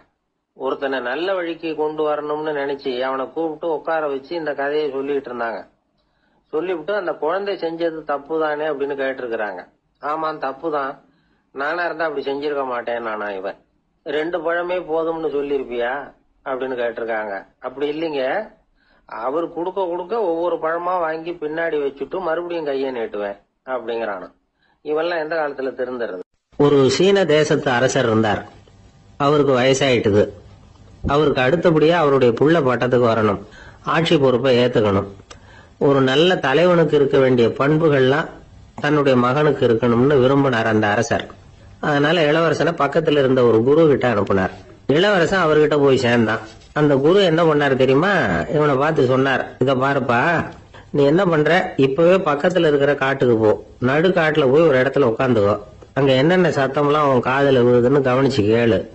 உன் காதுல விழுந்த ஓசைகள் என்னென்னங்கிறத என்கிட்ட வந்து சொல்லு, அதுதான் எனக்கு தெரியணும், உனக்கு வேலையும் அதுதான் அப்படின்னு சொல்லி அனுப்பி வச்சுட்டார். இளவரசன் காட்டுக்கு போனான். குரு சொன்னபடியே ஒரு இடத்துல உட்காந்து கவனிச்சு கேட்டான். அதுக்கப்புறம் குரு கிட்ட திரும்பி வந்தான். என்னென்ன சத்தம்லாம் கேட்ட அப்படின்னு கேட்டார் குரு. குருவே, காட்டுல நான் பறவைகள் சத்தம்லாம் கேட்டேன், மிருகங்களின் ஓசையையும் கேட்டேன், இதை தவிர இடி மின்னல் மழை இதுகளோட சத்தத்தையும் கேட்டேன் அப்படின்னா. குரு யோசனை பண்ணார், நீ இன்னமும் சரியா கேட்கல, அதனால மறுபடியும் காட்டுக்கு போ, கொஞ்ச நாள் தங்கி இருந்து கேட்டுட்டு வா அப்படின்னார். இளவரசனுக்கு ஒன்னும் புரியல. இருந்தாலும் குருவின் கட்டளையாச்சே, மறுக்க முடியுமா? உடனே அவன் மறுபடியும் காட்டுக்கு போனான். ஒரு இடத்துல உட்காந்தான். கொஞ்ச நேரம் உன்னிப்பா கவனிச்சு கேட்டான். சில நாள் கழிச்சு குரு கிட்ட திரும்பி வந்தான். குருவே, இந்த தடவை சில துல்லியமான சத்தங்களை எல்லாம் கேட்டான். தேனி பறக்கிற சத்தம், நீரோடையின் மெல்லிய ஓசை, இதெல்லாம் கேட்டேன்னா. குரு சிரிச்சார். நீ மறுபடியும் காட்டுக்கு போ, இன்னும் சில நாள் அங்க இரு, முழுமையா கவனமா கேட்டுட்டு வா அப்படின்னு சொல்லி அனுப்பி வச்சுட்டார். இளவரசனுக்கு குழப்பம் அதிகமாயிட்டுது. ஒண்ணுமே புரியல. மறுபடியும் காட்டுக்கு போனான். மௌனமா ஒரு இடத்துல உட்காந்துட்டான். அப்படியே தியானத்துல ஆழ்ந்துட்டான். சில நாள்ல அவனுக்கு இதுவரை கேட்காத ஓசைகள்லாம் கேட்க ஆரம்பிச்சுட்டு, இதைத்தான் நான் கேட்கணும்னு என்னுடைய குரு எதிர்பார்த்திருக்கிறாருங்கிறத புரிஞ்சுக்கிட்டான். உடனே குரு கிட்ட ஓடனான். குருவே, இந்த தடவை காதுகளுக்கு கேட்க முடியாத சில ஓசைகளை கூட என்னால உணர முடிஞ்சுது. பூ மலருகிற ஓசை, சூரியனால பூமி சூடாகிறப்ப எழுகிற ஓசை, காலை பனித்துளி இந்த புல்லுலாம் குடிக்கிற ஓசை, இது எல்லாம் என்னால நல்லா கேட்க முடிஞ்சுது அப்படின்னா. குருவுக்கு இப்பதான் திருப்தி ஏற்பட்டுதான். இளவரசனை பார்த்து சொன்னார், இந்த பாருப்பா, இப்பதான் நாட்டை ஆளுகிற தகுதி உனக்கு வந்திருக்குது அப்படின்னு சொல்லி அதுக்கு விளக்கமும் கொடுத்தாராம். எந்த அரசன் தன்னுடைய மக்களின் எதையும் பேசுகிற மௌன மொழிய, மௌன வார்த்தைகளை கேட்கிறானோ அவன் தான் ஆள தகுதி உள்ளவன். எந்த அரசன் தன்னுடைய மக்களின் உணர்ச்சிகளை உண்மையா உணர்றானோ அவன் தான் முதன்மையான அரசன். போலி வார்த்தைகளை மட்டும் கேட்டுட்டு பல மௌன ராகங்களை காதுல வாங்கிக்காதவன் அரசனே இல்லை. எந்த நாட்டுல எப்போ ஒரு அரசன் தன்னுடைய மக்களின் உணர்ச்சிகளை கேட்க மறுக்கிறானோ அன்னையிலிருந்து அந்த நாடு அழிய தொடங்குது அப்படின்னு அர்த்தம். இதுதான் அந்த குரு இளவரசனுக்கு போதிச்சது. வாயால பேசுறத மட்டும் கேட்டு ஏமாறக்கூடாது, உணர்ச்சிகளையும் கேட்கறதுலதான் மனப்பக்குவம் உண்டாகும். மக்கள் உணர்ச்சிகளை புரிந்து கொள்ளாத அரசர்கள் நீடிச்சிருக்க முடியாது. அது மாதிரி நாடுகள்ல அடிக்கடி குழப்பம் தான் உண்டாகும். அப்படி இருந்தா அடிக்கடி ஆட்சி மாறிட்டு இருக்கும். அப்படிப்பட்ட ஒரு தேசம், அங்க ஒரு சிறைச்சாலையில 3 கைதிகள் பேசிக்கிட்டு இருந்தாங்க. ஒருத்தன் சொன்னான், நான் இந்த நாட்டு ராஜாவை எதிர்த்து பேசிக்கிட்டு இருந்தேன், அதனால என்ன புடிச்சு கொண்டாந்து இங்க போட்டுட்டாங்க அப்படின்னா ஒருத்தன். இன்னொருத்தன் சொன்னான், நான் இந்த நாட்டு ராஜாவை ஆதரிச்சு பேசிக்கிட்டு இருந்தேன், அதனால என்ன புடிச்சு கொண்டாந்து இங்க தள்ளி விட்டாங்க அப்படின்னா. அது சரி, நீ என்ன தப்பு பண்ண அப்படின்னு சொல்லி 3வது ஆளை பார்த்து இவங்க கேட்டாங்க. அதுக்கு அந்த ஆளு சொல்றான், நான் தான் இந்த நாட்டு ராஜா அப்படின்னா.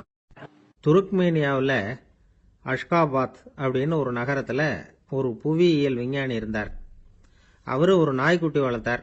ஒரு நாள் முன்னிரவு நேரம் ஒரு மேஜைக்கு முன்னாடி உட்காந்து அந்த விஞ்ஞானி ஏதோ கணக்கு போட்டுக்கிட்டு இருக்கிறார்.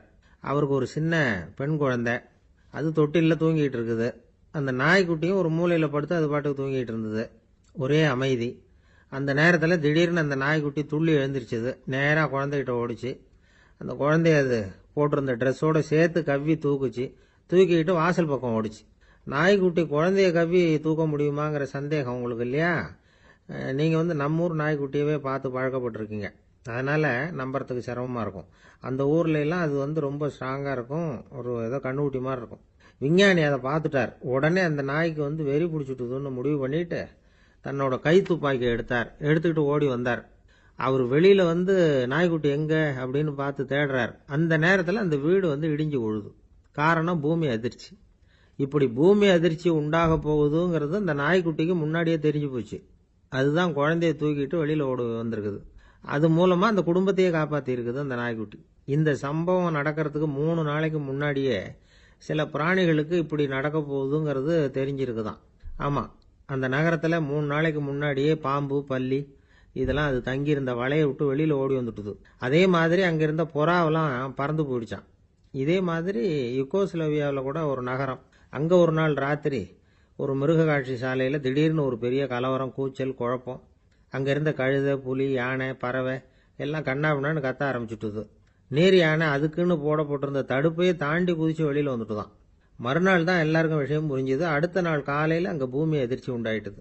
இப்போ பாருங்க, அதாவது மனுஷனை போய் தீர்க்க தரிசி அது இதுன்னு சொல்லிட்டு இருக்கிறோம். இவனை விட அது பரவாயில்லைன்னு தோணுது. அதாவது மிருகங்கள் ஒன்று நடக்க போகுதுங்கிறத முன்னாடியே புரிஞ்சுக்குதே. சரி, இதெல்லாம் எப்படி அது முன்கூட்டி புரிஞ்சுக்குது? அதுதான் படைப்பு ரகசியம். அதை கண்டுபிடிக்கிறதுக்கு தான் மனுஷன் வந்து ஆராய்ச்சி பண்ணிட்டு இருக்கிறான். விஞ்ஞானிகளோட ஆராய்ச்சியெல்லாம் ஒரு பக்கம் இருக்கட்டும், வீட்டுக்குள்ளேயே சில ஆராய்ச்சி பண்ணி பாருங்களேன். இப்போ சில யோசனை சொல்லி அதை சோதனை பண்ணி பாருங்க அப்படின்னு ஒருத்தர் சொன்னாராம்.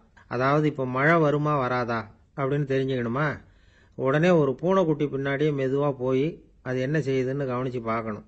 பூனைக்குட்டி தன்னோட பாதத்தினால சுகத்தில் வந்து அப்படி கீறிக்கிட்டு இருக்கும். அப்படி கீறினா கண்டிப்பாக மழை வரும். சில சமயம் பூனைக்குட்டி அப்படி மல்லாந்து படுத்துக்கிட்டு பாதத்தை உயர தூக்கும், அப்படியும் எப்படியும் புரளும். இப்படி செஞ்சதுன்னா அன்னைக்கும் மழை இருக்காது. அதனால் முன்னாடி இருந்தது மழை வர்றதுக்கு அறிகுறி, இது மழை இல்லைங்கிறதுக்கு அறிகுறி. பறவைகள், பிராணிகள் இதுகளோட நடவடிக்கைகளை பார்த்துட்டு அதையெல்லாம் அடிப்படையாக வச்சு தான் காலநிலையை கண்டுபிடிக்கிற கருவிகளை கண்டுபிடிச்சிருக்கிறாங்க. வாத்து இருக்குல்ல, சில சமயம் தன்னோட அழகை தன்னோட இறகுகளில் அப்படியே புதைச்சிக்கும். அப்படி செஞ்சால் குளிர்காலம் வரப்போகுதுன்னு அர்த்தம். பருவநிலை குளிராக மாறப்போகுதுங்கிறதுக்கு இதுதான் அறிகுறி. சிட்டுக்குருவி இருக்குதுல்ல, அதெல்லாம் புழுதியில் உழுந்து புரளும், சிறகுகளை வந்து படபடன்னு அடிச்சுக்கும். அப்படி செஞ்சால் மழை வரப்போகுதுன்னு அர்த்தம். ஒன்று மட்டும் நாம் நல்லா தெரிஞ்சுக்கணும், இயற்கையின் சீற்றம்னு சொல்கிறோம் இல்லையா, இயற்கை ஏன் நம்ம மேலே கோவப்படுது?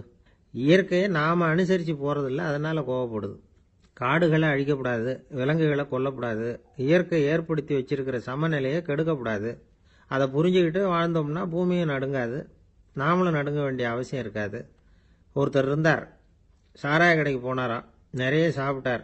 அப்புறம் சொன்னார், இது ரொம்ப அற்புதமான சரக்கு போல இருக்கு, உள்ளே போன உடனே இந்த பூமியே நடுங்கிறது மாதிரி இருக்கு எனக்கு அப்படின்னாராம். இதுக்கு கடைக்காரர் சொல்லியிருக்கார், நீங்கள் சாப்பிட்டது வெறும் பச்சை தண்ணி தாங்க, இப்போ ஏற்பட்டிருக்கிறது நிஜம் பூமி அதிர்ச்சி அப்படின்னு. காசியில் இருக்கிற கடவுள் காசி விஸ்வநாதர், அங்கே இருக்கிற தேவி காசி விசாலாட்சி. இவங்க 2 பேரும் ஒரு நாள் பேசிக்கிட்டு இருந்தப்போ கடவுள் சொன்னார், இந்த மனிதர்களை நாம் ரொம்பவும் நம்பிக்கையோடு தான் படைச்சிருக்கிறோம், இருந்தாலும் அவங்களுக்கு தான் நம்பிக்கை இல்லை, எதுலேயும் ஒரு உண்மையான நம்பிக்கை இல்லாமல் வாழ்ந்துக்கிட்டு இருக்கிறாங்க அப்படின்னார். என்ன அப்படி சொல்கிறீங்க? அதை பாருங்க, எவ்வளவு பேர் காசியை தேடிட்டு வந்து கங்கையில் குளிச்சுக்கிட்டு இருக்கிறாங்க, அவங்கெல்லாம் நம்பிக்கை இல்லைன்னா இவ்வளவு தூரம் தேடிட்டு வந்து இங்கே குளிப்பாங்களா அப்படின்னு நாங்கள் தேவி. சரி, அதை சோதித்து பார்க்கலாம் அப்படின்னு 2 பேரும் முடிவு பண்ணிக்கிட்டாங்க. உடனே ஒரு திட்டம் போட்டாங்க. அது எப்படின்னா, நாம் 2 பேருமே பக்தர்கள் மாதிரி உருவத்தை மாற்றிக்கிட்டு கங்கை கரைக்கு போக வேண்டியது. நான் வந்து கங்கையில் இறங்கி குளிக்கிறேன், கொஞ்ச நேரத்தில் சுழலில் மாட்டிக்கிட்டது மாதிரி நடிக்கிறேன். நீ உடனே கரையிலிருந்து சத்தம் போடும், என்னோட வீட்டுக்காரரை யாராவது காப்பாற்றுங்களேன் காப்பாற்றுங்களேன்னு சத்தம் போடும். அதோட இன்னொன்று சொல்லு, யாராவது ஒரு புண்ணிய ஆத்மா அவர்கிட்ட போய் அவருடைய முடியை பிடிச்சி இழுக்கணும். அப்படி ஒரு சாபம் இருக்குது எங்களுக்கு. புண்ணிய ஆத்மா, அதாவது எந்த பாவமும் செய்யாத இல்லாத ஒருத்தர் தான் அவரை காப்பாற்ற முடியும். அப்படிப்பட்டவங்க யாராவது வெள்ளத்தில் குதிச்சு என்னுடைய கணவரை காப்பாற்றுங்கோ அப்படின்னு நீ சத்தம் போடு, கூச்சல் போடு, என்ன நடக்குதுன்னு பார்க்கலாம் அப்படின்னார் கடவுள். சரின்னு சொல்லி 2 பேருமா சாதாரண பக்தர்கள் மாதிரி கங்கை கரைக்கு வந்து சேர்ந்தாங்க. அவர் இறங்கி குளித்தார். திட்டம் போட்டது மாதிரியே சுழலில் மாட்டிக்கிட்டது மாதிரி கத்துனார். கரையில் இருந்த அந்த அம்மா, ஐயோ என் கணவரை காப்பாற்றுங்களேன், யாராவது காப்பாற்றுங்களேன்னு கத்துனாங்க. பல பேர் ஓடி வந்தாங்க. உடனே இவங்க, பாவம் இல்லாத புண்ணிய ஆத்மா ஒருத்தரால் தான் என்னுடைய கணவர் காப்பாற்றப்படணுங்கிறது விதி, அப்படி ஒரு சாபம் இருக்குது, அதனால் புண்ணிய ஆத்மா யாராவது அவர்கிட்ட போய் அவர் முடியை பிடிச்சி தூக்கினா அவரை காப்பாற்றி கொள்ளலாம் அப்படின்னாங்க. இவங்க இப்படி சொன்னதும் எல்லாரும் திகைச்சு போய் நின்றுட்டாங்க. ஒவ்வொருத்தருக்கும் அவங்க செஞ்ச பாவம்லாம் ஒவ்வொன்றா ஞாபகத்துக்கு வர ஆரம்பிச்சுட்டுது.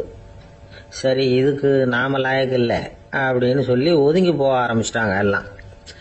இந்த சமயத்தில் யாரோ ஒருத்தர் வேகமாக ஓடி வந்தார். ஆற்றுல குதிச்சார். அவர்கிட்ட போனார், முடியை பிடிச்சார், தூக்குனார், அவரை காப்பாற்றி கரைக்கு கொண்டுட்டு வந்துட்டார். அப்படி காப்பாற்றின அந்த ஆளை இவங்க 2 பேரும் தனியாக கூப்பிட்டுக்கிட்டு ஒரு மண்டபத்துக்கு வந்துட்டாங்க. வந்து விசாரிக்கிறாங்க.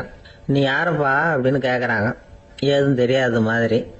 நான் இந்த ஊர் அன்ன சத்திரத்தில் வேலை செய்கிற ஒரு சமையல்காரன் அப்படிங்கிறார்.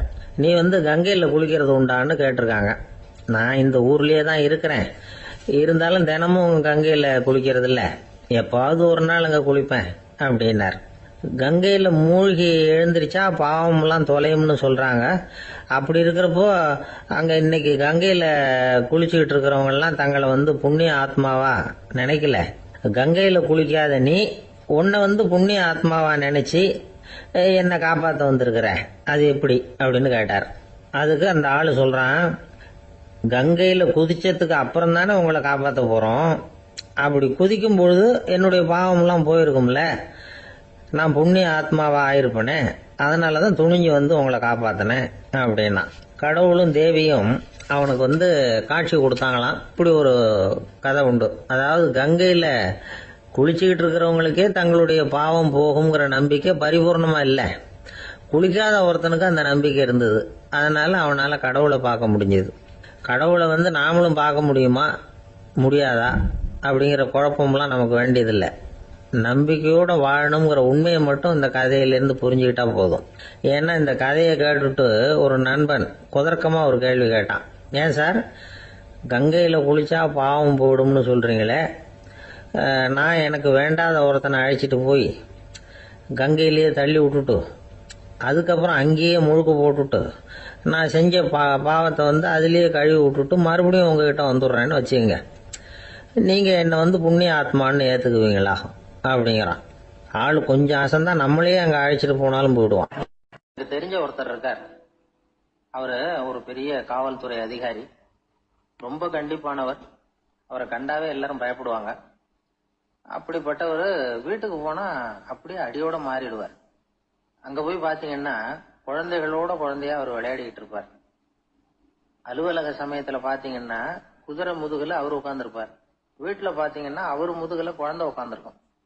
அவரு குதிரை மாதிரி போயிட்டு இருப்பார். இது எப்படிங்க முடியுது உங்களால அப்படின்னு கேட்டாங்க. அது ஒண்ணுமில்ல, இங்க வீட்டுக்கு வந்த உடனே என்னோட மனசை தனியா எடுத்து வச்சிருவேன் அப்படின்னார்.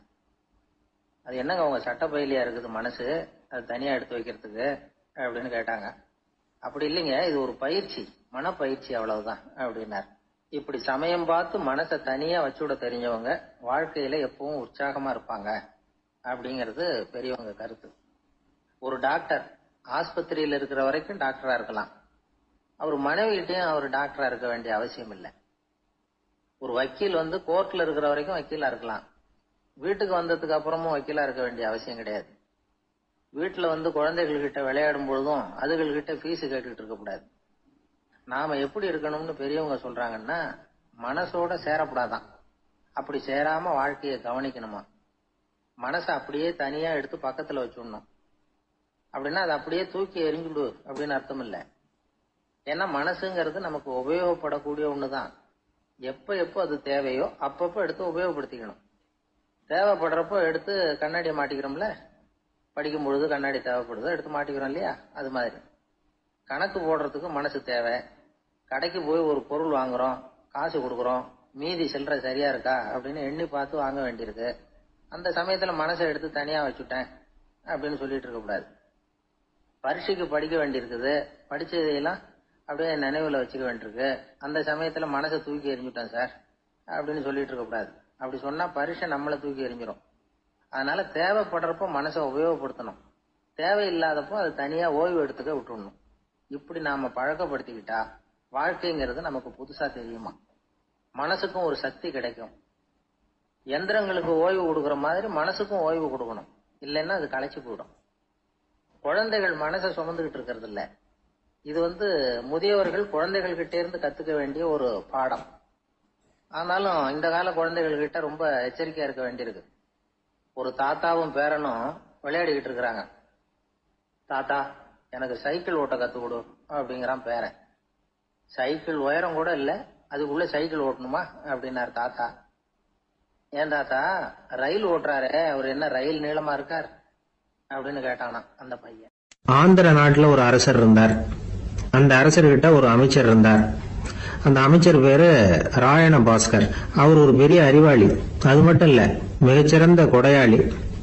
யார் எது கேட்டாலும் இல்லைன்னு சொல்ல மாட்டாராம்.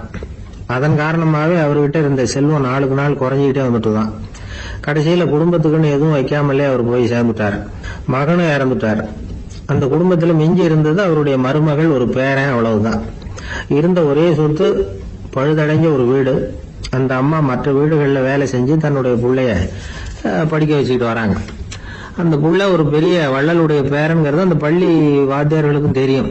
அதனால அவங்களும் இவங்கிட்ட கொஞ்சம் அன்பாவும் அக்கறையாவும் பழகி பாடம் சொல்லி கொடுத்துக்கிட்டு இருக்கிறாங்க. ஒரு நாள் ஒரு புகழ்பெற்ற கவிஞர் ஒருத்தர் அந்த பள்ளிக்கூடத்துக்கு வந்திருக்கிறார். ஆசிரியர்கள் கிட்ட பேசிக்கிட்டு இருந்தப்ப ஒரு செய்தியை சொன்னாராம். ராயண பாஸ்கர்ங்கிற வள்ளல் எனக்கு நிறைய உதவிகள் செஞ்சிருக்கார், என்னை பாராட்டி பரிசுகள்லாம் கொடுத்திருக்கிறார். அந்த வள்ளல் வாழ்ந்த கிராமத்தை பார்க்கணுங்கிறதுக்காக தான் இப்போ இங்க வந்திருக்கிறேன் அப்படின்னாராம்.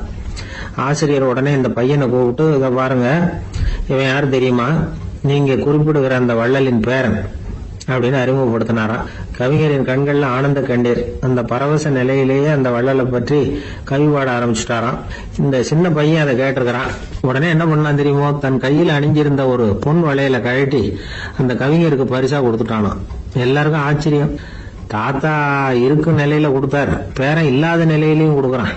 பையனை எல்லாரும் பாராட்டினாங்களாம். இருந்தாலும் அவனுக்குள்ள ஒரு பயம் எதுவும் ஆரம்பமாச்சு. பள்ளிக்கூடம் விட்டு வீட்டுக்கு வரும்போது அந்த பயம் இன்னும் அதிகமாயிட்டுது. அம்மா என்ன சொல்லுவாங்களோ தெரியலையே, ஏதோ திடீர்னு தோணிச்சு வளையல கட்டி கொடுக்கணும்னு கொடுத்துட்டோம். குடும்பம் இருக்கிற நிலையில இப்படி நான் செஞ்சது தப்பா, வீட்டு செலவுக்கே அம்மா எவ்வளவு கஷ்டப்படுறாங்க, வீட்டுக்கு போனதும் என்ன நடக்குமோ தெரியலையே அப்படின்னு நினைச்சு பயந்துகிட்டே அவன் வீட்டுக்குள்ள அடி எடுத்து வைக்கிறான். அம்மா கூப்பிட்டு சாப்பாடு போட்டாங்க. அவங்க கண்ணுல படக்கூடாதுங்கிறதுக்காக ஒரு கையை பின்னாடி மறைச்சுக்கிட்டே இருந்தான். அம்மா இதை கவனிச்சுட்டாங்க. உன் கைய ஏன் அப்படி வச்சிருக்கிற, உன் கைக்கு என்னாச்சு, ஏதாவது அடிபட்டு போச்சா அப்படின்னு கேட்டுக்கிட்டே கையை எடுத்து பாக்குறாங்க. வளையல காணல. வளையல் எங்க அப்படின்னு கேக்குறாங்க. இவன் தயங்கிக்கிட்டே நடந்ததை சொல்றான். அது கேட்டதும் அந்த அம்மாவோட முகம் கோபத்தால சவுந்து போச்சான். முட்டாளே, என்ன காரியம் பண்ண அப்படின்னு கன்னத்துல அரைஞ்சிட்டாங்களாம். அம்மா என்ன அடிக்காத, ஏதோ தெரியாம தப்பு பண்ணிட்டேன் அப்படின்னு இருக்கான். மகனே, வளையல கொடுத்ததுக்காக நான் உன்னை அடிக்கல, அப்படிங்க பின்ன எதுக்கு அடிச்சேன்னு கேட்டிருக்கான்.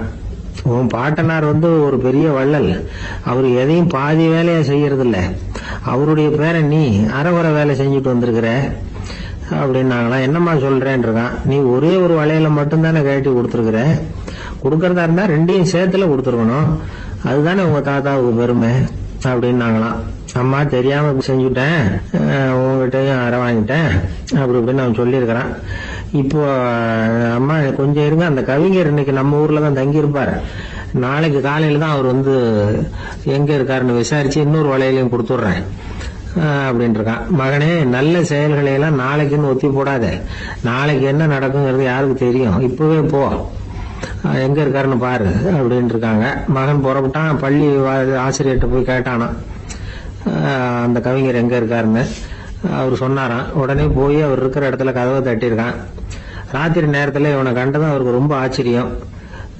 இவன் இன்னொரு கை வளையலையும் எடுத்து நீட்டியிருக்கான். அவர் திகைச்சு போய் நிக்கிறார். அவரால் என்ன பண்றதுன்னே தெரியல, ஆனந்த கண்ணீர். இது பெரியவர்கள் கூற கேட்ட ஒரு வரலாறு. இன்னைக்கு இப்படிப்பட்டவங்களை பார்க்க முடியுமா? வறுமை வள்ளல் தன்மையை ஒன்று செய்து விடாதுங்கிறதுக்கு இது ஒரு உதாரணம். ஒருத்தன் இன்னொருத்தனை பார்த்து கேட்டானா, எங்க தாத்தா உங்க தாத்தாவுக்கு 100 ரூபா கடன் கொடுத்திருக்கிறார், அதை எப்ப திருப்பி கொடுக்க போறேன்னு. கவலைப்படாத, எங்க பேரன் அதை உங்க பேரன்ட்ட திருப்பி கொடுத்துருவான் அப்படின்னு நானா. ஒரு ஊர்ல ஒரு பெரியவர் இருந்தார். அவர் ஒரு குரு. அவர் தொடர்ந்து தியான கூட்டங்கள் நடத்துவார். அந்த கூட்டத்துல கலந்துக்கிறதுக்காக பல ஊர்கள்ல இருந்து சீடர்கள் நிறைய பேர் வருவாங்க போவாங்க. ஒரு நாள் அங்க கூட்டம் நடந்துகிட்டு இருக்குது. அந்த சமயத்துல சீடர்கள்ல ஒருத்தன் என்னத்தையே திருடி விட்டான். மற்ற சீடர்கள் அதை கவனிச்சுட்டாங்க. இவன் ஆப்பிட்டுக்கிட்டான். கூட்டம் முடிஞ்ச பிற்பாடு இவன் திருடின விஷயத்த அந்த பெரியவர்கிட்ட போய் சொன்னாங்களாம். அவர் கவனத்துக்கு கொண்டுகிட்டு போனாங்க. ஆனா அவர் இத காதிலே போட்டுக்கல, கண்டுக்கவே இல்லை. போய் சொன்ன சீடர்களுக்கெல்லாம் ஏமாத்தமா போயிட்டுது. என்ன இது, இவ்வளவு தூரம் நாம கண்டுபிடிச்சு போய் சொல்றோம், அவரு கண்டுக்கவே மாட்டேங்கிறாரே அப்படின்னு ஒரு மாதிரி ஆயிட்டாங்க. இருந்தாலும் அதை பத்தி ஒண்ணுமே சொல்லிக்கல, பேசாம இருந்துட்டாங்க. கொஞ்ச நாள் ஆச்சு. அதே ஆளு மறுபடியும் ஒரு திருட்டுல மாட்டிக்கிட்டான். சீடர்கள் மறுபடியும் அந்த குரு கிட்ட விஷயத்த சொன்னாங்க. அவர் அப்பவும் வழக்கம் போல சும்மாவே இருந்துட்டார். இவர் இப்படி இருக்கிறத பார்த்ததும் அந்த சீடர்களுக்கு கோபம் வந்துட்டுது. உடனே அந்த சீடர்கள்லாம் ஒன்று கூடி பேசினாங்களாம். எல்லாருமா சேர்ந்து ஒரு விண்ணப்பம் தயார் பண்ணாங்க. அதை குருநாதர்கிட்ட கொண்டுட்டு போய் கொடுத்தாங்க. அந்த விண்ணப்பத்தில் இவங்க என்ன எழுதியிருக்கிறாங்க தெரியுமா? குருநாதர் அவர்களே, உடனே திருடனவன் மீது சட்ட நடவடிக்கை எடுக்கணும். நீங்க அப்படி அவனை இங்க சேர்க்கப்படாது. நீங்க சேர்த்தீங்கன்னா நாங்க இங்க இருக்கிறத பத்தி யோசிக்க ஆரம்பிச்சிருவோம். அவனை இந்த மடத்தை விட்டே துரத்தி பண்ணணும். நீங்க அவனை வெளியில அனுப்புங்க, இல்லைன்னா நாங்க அத்தனை பேரும் வெளியில போயிடுறோம். இப்படிதான் அந்த விண்ணப்பத்தில் எழுதியிருக்கிறாங்க. குரு அந்த விண்ணப்பத்தை வாங்கி படிச்சு பார்த்தார். அதுக்கப்புறம் அதை எழுதின அத்தனை பேரையும் கூப்பிட்டாரு. எல்லாரும் இப்படி வாங்கன்னாரு. வந்தாங்க. இப்படி என் எதிரில் உட்காருங்கன்னார். உட்காந்தாங்க. அப்புறம் சொன்னார், இதை பாருப்பா, நீங்க எல்லாரும் புத்திசாலிகள். உங்களுக்கு எது நல்லது எது கெட்டதுங்கிறது நல்லா தெரியும். நீங்க மேற்கொண்டு ஏதாவது படிக்கணும்னு நினைச்சா வேற எங்க வேணும்னாலும் போகலாம். அதுக்கு நான் தடை சொல்ல மாட்டேன். ஆனா உங்களால குற்றம் சாட்டப்பட்ட அவன் இருக்கானே, அவன் எப்படின்னா அவனுக்கு எது நல்லது எது கெட்டதுங்கிறதெல்லாம் தெரியாது. அதனாலதான் திருடுறான். நீங்க சொல்றது மாதிரி அவனை அடிச்சு துரத்தி விடுறோம்னு வச்சுங்க, அவனுக்கு எப்படி நல்லது கெட்டது தெரியும்? அவனுக்கு அதை யாரு சொல்லி கொடுக்கறது? அதனால இங்கேயே இருக்கட்டும், அதுதான் சரி. இதுக்காக நீங்க எல்லாரும் என்னை விட்டுட்டு போனாலும் சரி, அவனை நான் விரட்ட மாட்டேன் அப்படின்னு விட்டாரான். இவ்வளவையும் திருடனை அந்த சீடன் கேட்டுக்கிட்டே இருந்திருக்கான். அவன் கண்கள்ல கண்ணீர். அப்படியே எழுந்திரிச்சு வந்தான். குரு காலில் விழுந்தான். அவன் கண்ணீரில் அவனது தீமை கழுவப்பட்டது அப்படிம்பாங்க. அதாவது சீடர்களுக்கு அந்த குருவோட பெருமை அப்பதான் புரிஞ்சுதான். ஒரு நல்ல ஆசிரியர் இருக்காருன்னு வச்சுங்க, நல்லா படிக்கிற பையனுக்கு தான் பாடம் சொல்லி கொடுப்பேன்னா அது என்ன பெரிய விஷயமா? மோசமா படிக்கிறவனையும் மாத்தி காட்டுறேங்கிறது தான் பெருமை. இந்த காலத்து குரு ஒருத்தர் ஒரு ஆசிரமம் வச்சு நடத்திட்டு வந்தார். நிறைய பேர் தினம் வருவாங்க போவாங்க. ஒரு நாள் ஒருத்தன் வந்தான். அந்த குரு முன்னாடி போய் நின்னான். ஐயா, என்ன உங்க சீடனா ஏத்துக்கணும்னா. அந்த குரு நிமிர்ந்து பார்த்தார். உன்னுடைய நோக்கம் என்னன்னு கேட்டார். ஐயா, உங்ககிட்ட கொஞ்ச நாள் இருந்தேன்னா நல்ல பழக்க வழக்கங்களை கத்துக்கலாம். அதுக்கப்புறம் வெளியில போய் ஒரு நல்ல தொழில் தொடங்கி வாழ்க்கையில முன்னுக்கு வரணுங்கிறது தான் என்னோட நோக்கம் அப்படின்னா. நீ சொல்றது சரி, ஆனா உன்னால இங்க நல்ல பழக்க வழக்கங்களை கத்துக்க முடியலன்னு வச்சுக்கோ, அப்ப என்ன பண்ணுவேன் அப்படின்னு கேட்டார் அவர். அப்படி ஆச்சுன்னா என்ன, உங்களை மாதிரியே ஒரு ஆசிரமம் ஆரம்பிச்சு அதுக்கு குருவா இருந்துட்டு போறேன் அப்படின்னா. ஜப்பான்ல உள்ள ஒரு புத்த விகாரை, அங்க ஒரு வயசான பௌத்த குரு தங்கி இருக்கிறார். ஒரு நாள் ராத்திரி கடுமையான குளிர். அவரால் தாங்க முடியல. பார்த்தார், மரத்துல செஞ்ச புத்த சிற்பங்கள் அங்க நிறைய இருந்தது. அதுல ஒன்ன எடுத்து அதுக்கு தீ மூட்டி அந்த நெருப்புல குளிர் காஞ்சிட்டு இருக்கிறார். மர சிற்பம் தீ வச்சதும் படபடன்னு வெடிக்க ஆரம்பிச்சுட்டுது. அந்த சத்தத்தை கேட்டதும் அந்த புத்த விகாரையின் குருக்கள் வெளியில ஓடி வந்தார். இவர் ஆனந்தமா குளிர் காஞ்சிக்கிட்டு இருக்கிறார். அவரால் பொறுத்துக்க முடியல. தெருவில் தெரிஞ்சுக்கிட்டு இருந்த அந்த பெரியவரை இங்க தங்க அனுமதிச்சதே அவரு தான். இவர் இப்படி பண்றாருன்னு நினைச்சுக்கிட்டே அவரை கோபமா பார்த்தார். ஏன் இப்படி கோபமா பாக்குறீங்க, இப்படி உட்காருங்க அப்படிங்கிறாரு இவர். அவருக்கு இன்னமும் கோபம் வந்துட்டுது. எங்கள் கடவுளை எரிச்சுட்டீங்களே அப்படின்னு சத்தம் போட்டாராம். அப்படியா அப்படின்னு கேட்டுக்கிட்டே அந்த சாம்பலை கிளறினார் இவர். என்ன செய்யறீங்கன்னு கேட்டிருக்காரு அவர். நான் எலும்புகளை தேடுறேன்னாராம். நீங்க ஒரு பைத்தியம், இது ஒரு மர சிற்பம், இதுல எலும்புகள் கிடையாது அப்படின்னாராம். அவருக்கு கோபம் வந்துட்டுது. உடனே வெளியில போங்கன்னு கத்தியிருக்காரு. வெளியில தள்ளி கதவையும் சாத்தி விட்டாராம். மறுநாள் காலையில கதவை திறந்து பார்த்தா அந்த வயசான பெரியவர் ஒரு மைல்கல் மேல சில காட்டு பூக்களை வச்சு புத்தம் சரணம் கச்சாமின்னு சொல்லிக்கிட்டே இருக்கிறார். இவருக்கு சந்தேகமா போட்டுது. கிட்ட போனார். என்ன செஞ்சுக்கிட்டு இருக்கீங்கன்னு கேட்டார். இது என்னுடைய காலை நேர பிரார்த்தனைனாராம். நிஜமாவே நீங்க ஒரு பைத்தியமா தான் இருக்கணும், ஏன்னா அது ஒரு மைல்கல் அப்படின்னாராம். இப்ப அந்த பெரியவர் சொன்னாராம், நீங்க ஒரு மரத்தை புத்தரா நினைக்கும் பொழுது நான் ஏன் ஒரு மைல்கல்ல புத்தரா நினைக்கப்படாது? நான் புத்தரை எரிக்கலாம், ஏன்னா அவரை நான் நேசிக்கிறேன். அந்த சிற்பம் மரத்தால் ஆனதுங்கிறது எனக்கு தெரியும். நான் ஒரு மைல்கல்ல தொழலாம், ஏன்னா அது எனது பூக்களை தாங்குது. நான் இந்த மைல்கல்லுக்குள்ள மறைஞ்சிருக்கிற புத்தரை பார்க்கிறேன். யாராவது ஒரு சிற்பி இதை சிலையாக்கினாதான் நீங்க புத்தரை பார்க்க முடியும். அன்னைக்கு ரொம்ப குளிரா இருந்தது. நான் எனக்குள்ள இருக்கிற புத்தரையும் பாதுகாக்கணும்.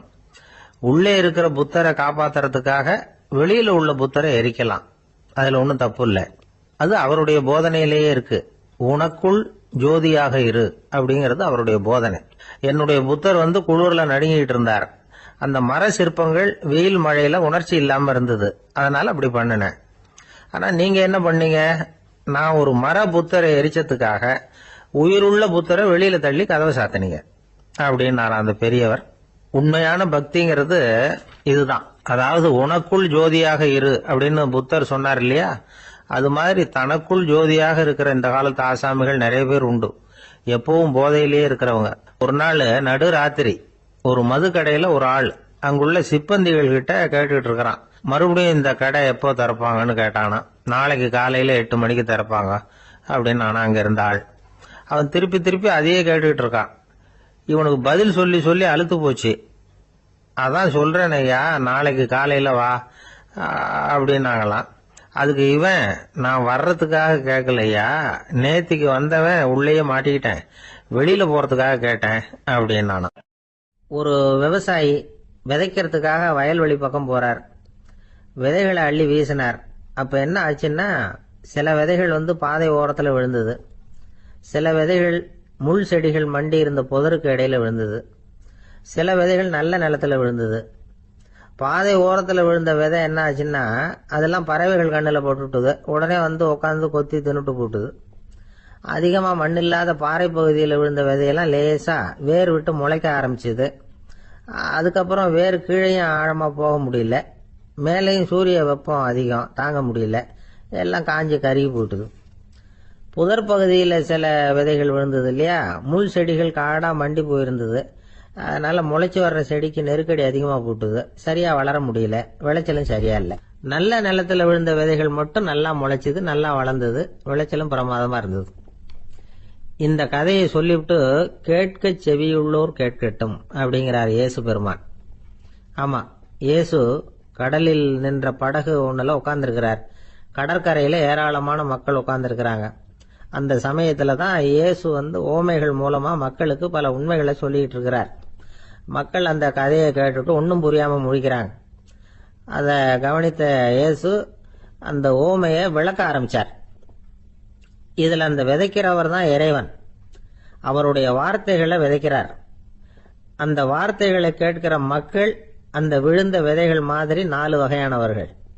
சில பேர் பாதை ஓரத்தில் விழுந்த விதைகள் மாதிரி.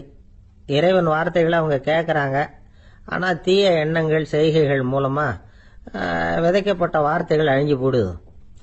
இறைவன் வார்த்தைகளை கேட்ட உடனே மகிழ்ந்து போய் உடனே சில பேர் அதை ஏத்துக்கிறாங்க. இவங்கெல்லாம் அந்த பாறை பகுதியில் விழுந்த விதைகள் மாதிரி. அதனால இவங்கெல்லாம் வேறு இல்லாதவங்க. கொஞ்ச காலத்துக்கு இறை வார்த்தைகளுக்கு கீழ்ப்படிந்து நடப்பாங்க. அதனால ஏதாவது இடைஞ்சல் ஏற்பட்டா உடனே தடுமாறுவாங்க. தங்கள்கிட்ட இருக்கிற நல்ல பண்புகளை விட்டுட்டு பாவ வழிகளுக்கு போயிடுவாங்க. முள் செடிகளுக்கு இடையில விழுந்த விதைகள் மாதிரி உள்ளவங்க யாருன்னா, இவங்களுக்கு உலக கவலை உண்டு, செல்வத்தின் மீது மயக்கம் உடையவர்கள். உலக ஆசைகள் இவங்களுக்குள்ள பூந்துடுறதுனால அங்க இருக்கிற நல்ல பண்புகள் மறைஞ்சு போயிடுது. அதனால அவங்களும் உபயோகம் இல்லாதவங்களா ஆயிடுறாங்க. நல்ல மனிதர்கள் நல்ல நிலத்துல விழுந்த விதைகளுக்கு ஒப்பானவர்கள். இவங்க இறை வார்த்தையை கேட்கறாங்க, அதை ஏத்துக்கிறாங்க, அவங்களும் நல்லபடியா வாழறாங்க, அடுத்தவங்களுக்கும் உபயோகமா இருப்பாங்க. இதுதான் இயேசு சொன்ன விளக்கம். நல்ல வார்த்தைகளை கேளுங்கள், நல்ல வார்த்தைகளை ஏற்றுக்கொள்ளுங்கள், அடுத்தவங்களுக்கு உபயோகமா இருங்க. இதுதான் பெரியவங்கள்லாம் நமக்கு சொல்லுகிற உபதேசம். ஒரு அப்பா தன்னுடைய மகனுக்கு உபதேசம் பண்ணார். இத பாருப்பா, நல்ல வார்த்தைகளை கேட்கணும், எப்போதுமே மகன் அப்பா பேச்ச கேட்கறது நல்லது அப்படின்னாராம். நீ ஏதாவது ஒரு தப்பு பண்ணா என் தலையில ஒரு முடி நரைச்சி வெள்ளையா போடும்பா, நீ செய்யற ஒவ்வொரு தப்புக்கும் என் தலையில ஒவ்வொரு முடி வெள்ளையாயிடும் அப்படின்னாராம்.